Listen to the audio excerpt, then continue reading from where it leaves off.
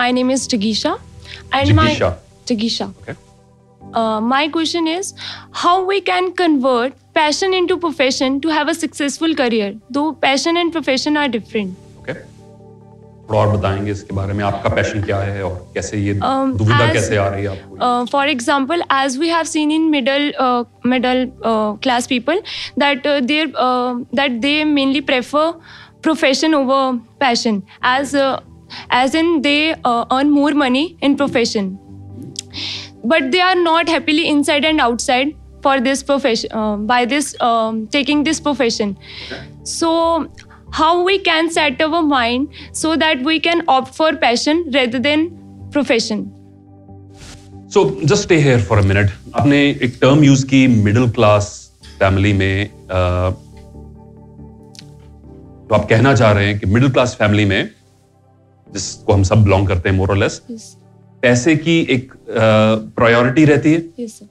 अच्छा, तो उसके कारण जो हम अपनी एक्चुअल चॉइसेस नहीं परस्यू कर पाते, Yes, उसके कारण हमें जो कैश रिच ऑप्शंस हैं उनको पहले फॉलो करना Yes, पड़ता है. Is that what you are saying? Yes, sir. तो आपका नेक्स्ट सवाल क्या है कि मैं इन दोनों सिचुएशंस को, so what is your passion? Actually, I really want to go in defense, okay, but due to some reasons, I'm not pursuing that defense. So thank you, good question, thank you. Sit down please. 2 or 3 things. Number 1, अपनी conditioning को break करना सीखें. क्या है conditioning? कई बार situation उतनी खराब होती नहीं है जितनी हम अपनी कंडीशनिंग से उसे खराब कर लेते हैं.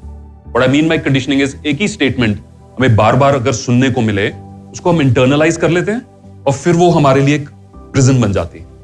फाइनेंसेस को लेकर भी ऐसे होता है, कई बार हम अपनी एबिलिटी को लेकर भी ऐसे कर लेते हैं. जैसे किसी बच्चे को बार बार ये बताया जाए तेरा मैथ अच्छा नहीं है, तेरा मैथ अच्छा नहीं है, तो वो एट सम स्टेज उस स्टेटमेंट को एक्सेप्ट कर लेता है, इंटरनलाइज कर लेता है, फिर दूसरे को बोलना शुरू कर देता है.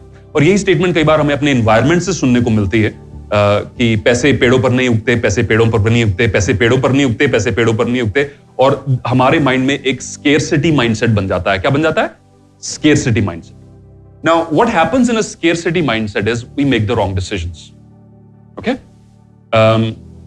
therefore what you need to do is, first of all, identify and remove your conditioning. What is holding you back? Is it true? To what extent it is true? कई बार चैलेंज इतना बड़ा नहीं होता, हमारी परसेप्शन काफी high होती है, उसके कारण हम जीरो एक्शन लेते हैं. तो मेरा सवाल आपसे ये है, आप डिफेंस फोर्सेस में जाना चाहती हैं, इस समय इंजीनियरिंग कर रही हैं या एमबीए कर रही हैं? इंजीनियरिंग कर रही हैं, तो कौन सी ऐसी चीज है जो आपको रोक रही है खुद को प्रिपेयर करने के लिए डिफेंस के लिए? Mainly they prefer defence background से हूँ, तो मतलब इजीली हम जा सकते हैं. Is that true? This your peers telling you not true? और बताइए क्या रीजन क्या है? Mainly, you have seen that. You are not yet a general or brigadier general. You're not even from that field. How you can say? आप उनके behalf पे इतने confidence से कैसे कह सकती? Actually, मैं इसे कहते हैं अपने सपनों का गला खुद घोटना. This is because of the conditioning. और रीजन बताइए. यही था. कई बार जिस रीजन पर हमारी सारी आर्ग्यूमेंट टिकी होती है, वो रीजन ही गलत होता है. जब मैं मोटिवेशनल स्पीकर बनने के लिए आगे, मुझे सब लोग कहते हैं यार, मैं बचपन में इंट्रोवर्ट था स्कूल में. मैं अभी भी अपने स्कूल किड्स के, हमारे जब स्टूडेंट्स के था रियूनियन था, सब कहते थे तो काफी चेंज हो गया, because I was not like this in school. I was shy, I preferred to keep to myself, और सिलेक्टेड 3-4 फ्रेंड्स होते थे. I was not this. But what happens, मैंने एक प्रोवर्ब पढ़ा था कहीं पर, God does not call the qualified. God does not call the qualified. God qualifies the called. ईश्वर केवल उसी व्यक्ति को आगे नहीं बुलाता जिसमें पहले से क्षमता हो. वो पहले बुलाता है, फिर क्षमता भी दे देता है.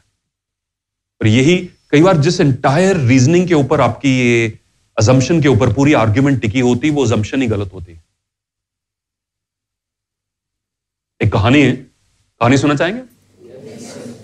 कहते हैं एक बार एक बेबी कैमल और एक मदर कैमल दोनों बैठे ऐसे ही टाइम पास कर रहे थे, डेजर्ट में बैठे हो, बाहर देख रहे. तो बच्चे जैसे नेचुरल क्यूरियस होते हैं, सवाल पूछते रहते हैं. उसने पूछा, मामा can you tell me who are we? हम कौन लोग हैं? पहले she was very in a relaxed mood, suddenly उसने लगा यार मेरा बच्चा कैसे सवाल पूछ रहा है। उसने कहा son don't you know who we are? We are the most powerful animals in the desert. Really मामा? यस बेटा, you are the most powerful animal in the desert. फिर अगला सवाल आया, why we have this big broad feet? बेटा, they are there so that you can grip the sand. And this ugly hump on my back, ये hump जो है इतना बड़ा मुझे अच्छा नहीं लगता। इसमें बेटा फैट स्टोर होता है, पानी स्टोर होता है। मामा ये आईलैशेस इतनी बड़ी बड़ी मुझे अच्छी नहीं लगती। ये रेत दूर रखने के लिए, जब सैंडस्टॉर्म आती है तो रेत ना जाए तेरी आंखों में। सच्ची मामा हम सबसे पावरफुल एनिमल्स हैं डेजर्ट के? यस बेटा। कुछ समय बाद फिर से वो सवाल पूछता है, मामा आपने जो भी कहा अगर वो सब सही है तो what the hell are we doing inside a zoo? हम जू के अंदर क्यों बैठे हुए हैं? और यही चीज मैं आपको कह रहा हूं, कई बार हम में शक्ति होती है, हम कैपेबल होते हैं, इक्विप्ड होते हैं to be the king of some field और the queen of some field, but we prefer to stay inside the cage of a zoo. लोग आके देखते हैं और पत्थर मारते हैं जू के एनिमल्स को, जैसे बच्चे तंग करते हैं ना। और जू के एनिमल कितने बड़ा हैरानी का दृश्य होता है कि शेर बेचारा पिंजरे के अंदर पड़ा है, लोग उस पर पत्थर मार रहे हैं। That's not a very good scenario. So realize your inner self power and challenge your assumptions. Right? This is a message for everybody. Deep breath in. I will challenge my assumptions. आपने खुद assumption बना ली भाई। Defence वाले तो sir ये prefer करते हैं। भी किसने कहा? कई बार कोई पर्सन सोच ले सर मैं उस इंटरव्यू में नहीं, वो तो अच्छी इंग्लिश बोलने वाले बच्चे प्रेफर करते हैं। किसने कहा? हो सकता है वो निपुणता देखते हो, भाषा ना देखते हो। ये सबसे बड़ा वहम है हमारे कंट्री में।